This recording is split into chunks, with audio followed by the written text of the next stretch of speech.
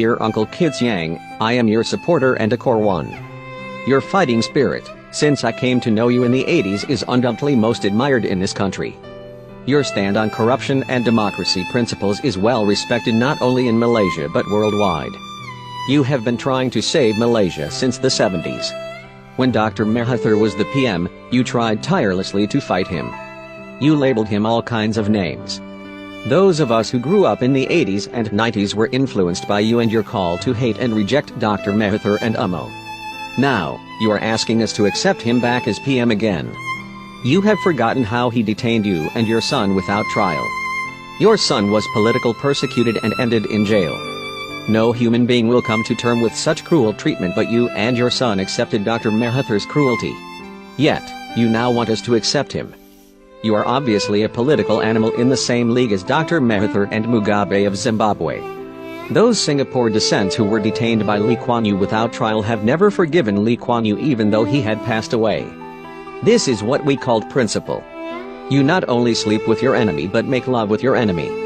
You slam the Bumiputra policy and quota policy of UMNO. Now you are with Dr. Mahathir, who was the main pusher for Bumiputra and quota policies. However, the Pakatan Harapan framework did not even touch on abolishing Bumiputra and quota policies. Are you now afraid of Dr. Mahathir and Malay and been bullied by Dr. Mahathir? Are you not worse than MCA and Jurakan? When Dr. Kertoya was charged with buying bungalow below market price, the entire DAP erupted into euphoria and celebrated. Supporters of DAP were told that this dirty UMNO leader deserved the punishment.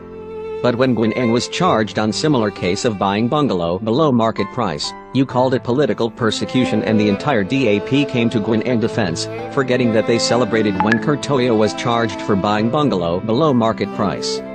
You want one MDB investigated. You want many mismanagement investigated. Why are you silent on 6.3 billion ringgit Malaysia undersea tunnel project, the 4,500 land reclamation for 40 billion ringgit Malaysia Penang Transport Master Plan? You should call a spade a spade.